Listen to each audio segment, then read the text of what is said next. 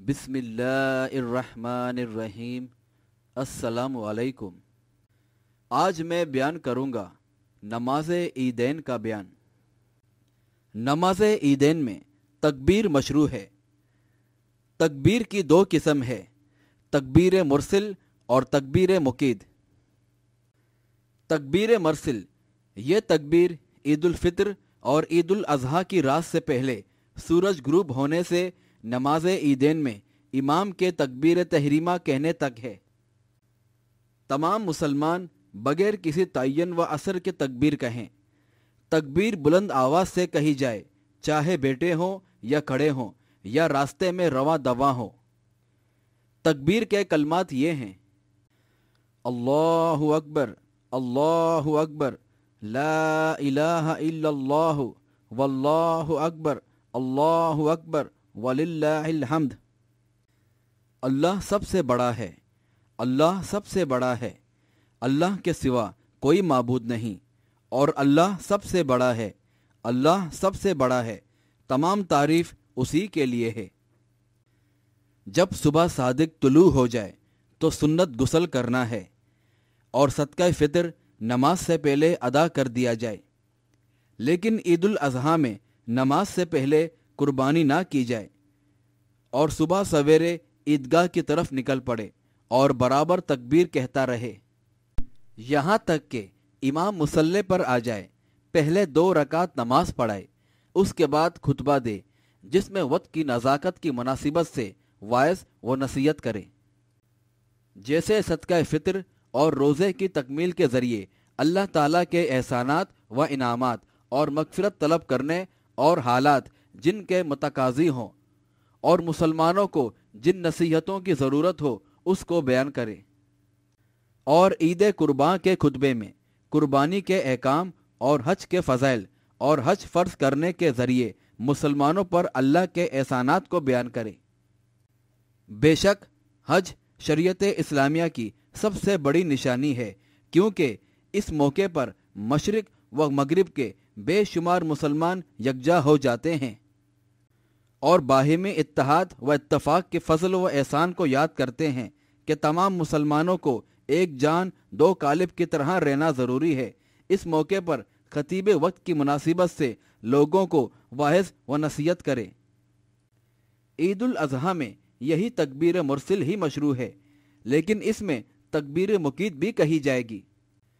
تکبیر مقید یہ ہے کہ یوم عرفہ کو نماز فجر کے بعد سے ایام تشریق کے آخری دن کی نماز عصر تک برابر تکبیر کہی جائے، یعنی عید الاضحیٰ کے بعد 3 دن تک برابر تکبیر کہنا تکبیر مقید ہے۔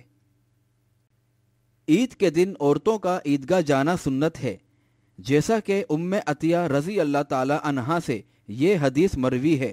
انہوں نے بیان کیا، ہم کو رسول اللہ صلی اللہ علیہ وآلہ وسلم نے حکم دیا کہ ہم عید الفطر اور عید الاضحیٰ میں جو ان عائزہ اور پردہ نشیں عورتوں کو عیدگاہ لے جائیں۔ عائزہ عورتیں نماز سے الگ رہیں گی، اور امام مسلم کی ایک روایت میں یہ الفاظ منقول ہیں کہ عائزہ عورتیں خیر اور مسلمانوں کی دعا میں شریک رہیں گی۔ میں نے عرض کیا، اے اللہ کے رسول، اگر ہم میں سے کسی کے پاس چادر نہ ہو تو کیا کریں؟ آپ صلی اللہ علیہ وآلہ وسلم نے فرمایا کہ اس کی بہن اس کو اپنی چادر میں لے لے۔ اس کو محدثین کی ایک جماعت نے روایت کیا ہے۔ نسائی کی ایک روایت میں چادر والے معاملے کا ذکر نہیں ہے۔ امام مسلم رحمۃ اللہ علیہ اور ابو داؤد سے ایک روایت ہے کہ عائزہ عورتیں لوگوں کے پیچھے رہیں گی اور ان کے ساتھ تکبیر کہیں گی، اور امام بخاری کی ایک روایت میں مذکور ہے کہ ام عطیہ رضی اللہ تعالی عنہا نے فرمایا کہ ہمیں حکم دیا گیا تھا کہ ہم عائزہ عورتوں کو عیدگاہ لے جائیں تاکہ وہ لوگوں کے ساتھ تکبیر کہیں۔ نبی کریم صلی اللہ علیہ وآلہ وسلم نماز عیدین عیدگاہ میں ادا کرتے تھے جو مدینہ کے مشرقی دروازے پر واقع تھی، اور یہی وہ عیدگاہ تھی جس کی ایک جگہ میں حاجیوں کا قافلہ رہتا تھا۔ ایک مرتبہ کے علاوہ کبھی بھی آپ نے مسجد میں نماز عید نہیں پڑھائی۔ جب کہ بارش ہو رہی تھی تو آپ نے مسجد میں لوگوں کو نماز عید پڑھائی۔ اگر سنن ابو داؤد اور ابن ماجہ کی حدیث صحیح ہے، لیکن آپ کا یہ طریقہ تھا کہ آپ ہمیشہ عیدگاہ میں نماز عیدین ادا کرتے تھے۔ نماز عیدین میں سب سے اچھا لباس زیب تن فرماتے۔ آپ کے پاس لباس کا ایک مخصوص جوڑا تھا جس کو آپ نے نماز عیدین اور جمعے کے لیے خاص کر دیا تھا۔ رسول اللہ صلی اللہ علیہ وآلہ وسلم عید الفطر کے دن عیدگاہ جانے سے پہلے چند تاک کھجوریں کھاتے تھے، لیکن عید الاضحیٰ کے دن عیدگاہ جانے سے پہلے کچھ نہیں کھاتے تھے، یہاں تک کہ عیدگاہ سے واپس آتے اور قربانی کا گوشت کھاتے تھے۔ رسول اللہ صلی اللہ علیہ وآلہ وسلم پیدل عیدگاہ جاتے تھے اور اپنے ساتھ ایک عصا رکھتے تھے، اور جب آپ عیدگاہ پہنچتے تو عصا اپنے آگے نصب کر دیتے تاکہ اس کی طرف نماز پڑھ سکیں، کیونکہ جب نمازی کسی ایسے میدان میں ہو جہاں کوئی عمارت اور دیوار نہ ہو، وہاں اس کا ہتھیار ہی اس کا سترہ ہوگا۔ نماز عید الفطر تاخیر سے پڑھتے اور عید الاضحیٰ کی نماز جلدی ادا کرتے تھے، چنانچہ ابن عمر رضی اللہ تعالی عنہ سنت نبوی کی بہت زیادہ اتباع کرنے کے باوجود طلوع شمس سے پہلے عیدگاہ نہیں جاتے اور اپنے گھر سے عیدگاہ تک برابر تکبیر کہتے رہتے تھے۔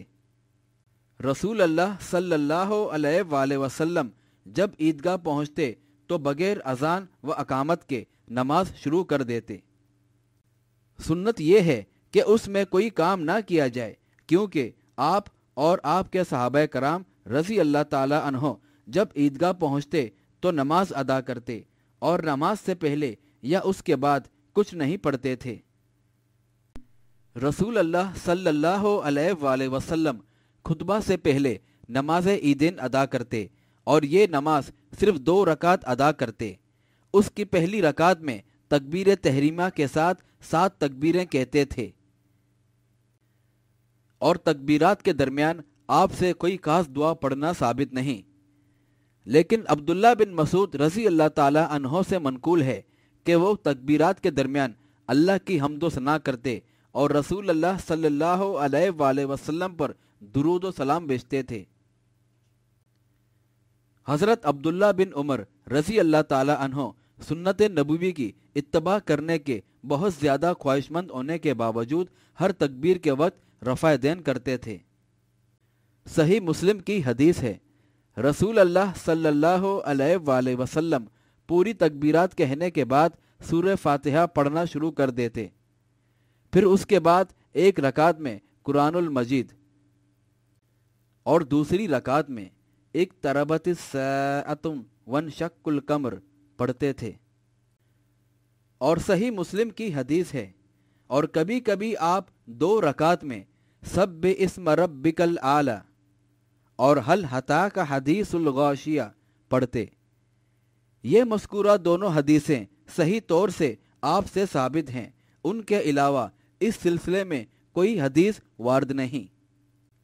اور جب آپ قرأت سے فارغ ہوتے تو تکبیر کہتے ہوئے رکوع کرتے، پہلی رکعت پوری کرنے کے بعد سجدہ سے کھڑے ہوتے اور متواتر 5 تکبیریں کہتے۔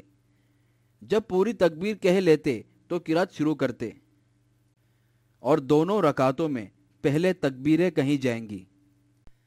نبی کریم صلی اللہ علیہ وآلہ وسلم نماز پوری ادا کر لیتے تو سلام پھیرتے اور لوگوں کے سامنے کھڑے ہوتے، اس حال میں کہ تمام لوگ اپنی اپنی صفوں میں بیٹھے رہتے۔ آپ لوگوں کو واعظ و نصیحت فرماتے اور نیکی کا حکم دیتے اور برائی سے روکتے۔ اس موقع پر اگر کسی فوج کے بھیجنے کا ارادہ فرماتے تو بھیج دیتے، یا کسی کو کسی چیز کا حکم دینا چاہتے تو اسی میں حکم دیتے۔ وہاں کوئی ممبر نہیں ہوتا تھا جس پر آپ چڑھ کر خطبہ دیتے، اور نہ مدینے کے ممبر کو ساتھ لے آتے، بلکہ زمین ہی پر کھڑے ہو کر خطبہ دیتے تھے۔